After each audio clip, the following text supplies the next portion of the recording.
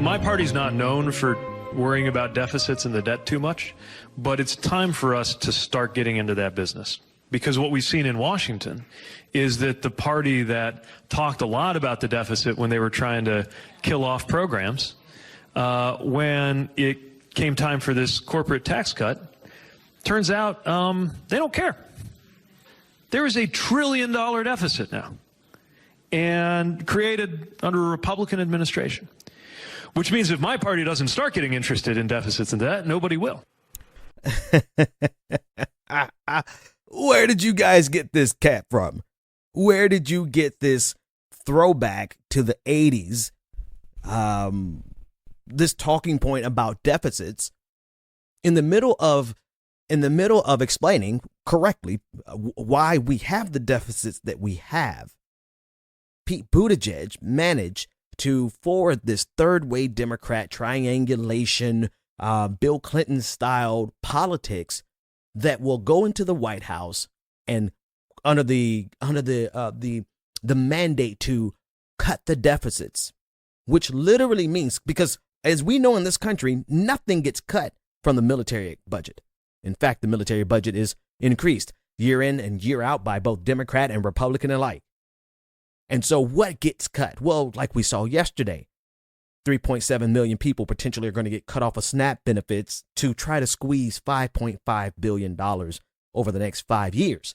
So what gets cut is always the case that programs get cut.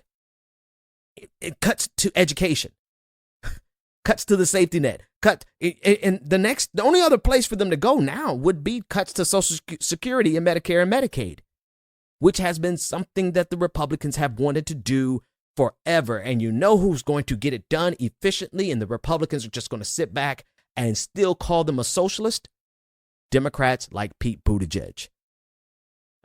Last night on MSNBC, Lawrence O'Donnell was having none of it. He did an entire segment, and because MSNBC is particularly brutal with their copyright infringement, I am only going to play about 10 seconds of it so that you can see the best part of him explaining why Pete Buttigieg and his statement was the worst.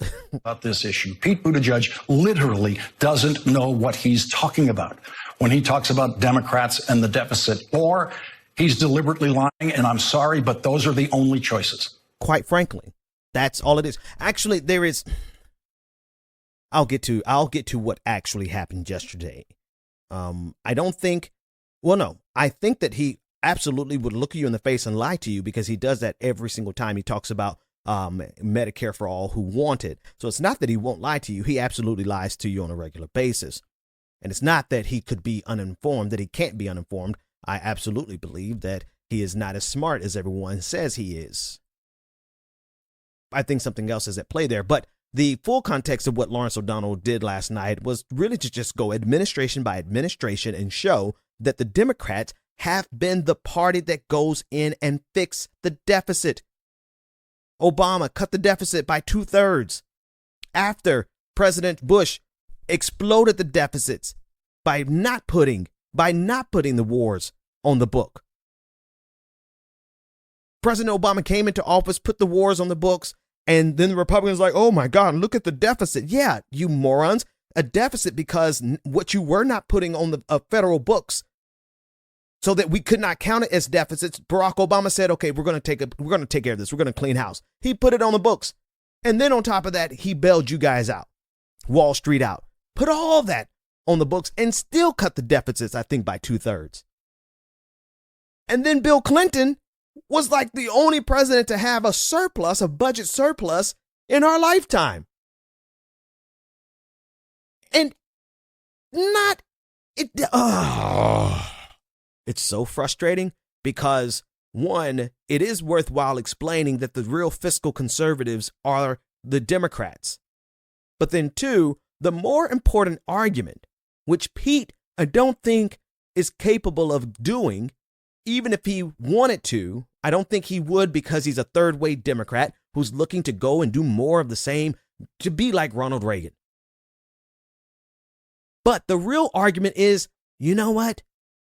The deficits really don't matter. The debt really does not matter. What matters is increasing our GDP. And the best way to increase our GDP is to invest in the middle class and the working class, because we see when you put money into the hands of working people, we spend it. We need money circulating through the economy. We don't have an economy when money just sits in banks. Banks have to participate through investments, but when they don't invest, when people just sit on their money, we do not have a thriving, growing economy. All that matters is that we continuously grow the economy, and we can do that by investing in human capital, and we do that by putting money into the hands of working people.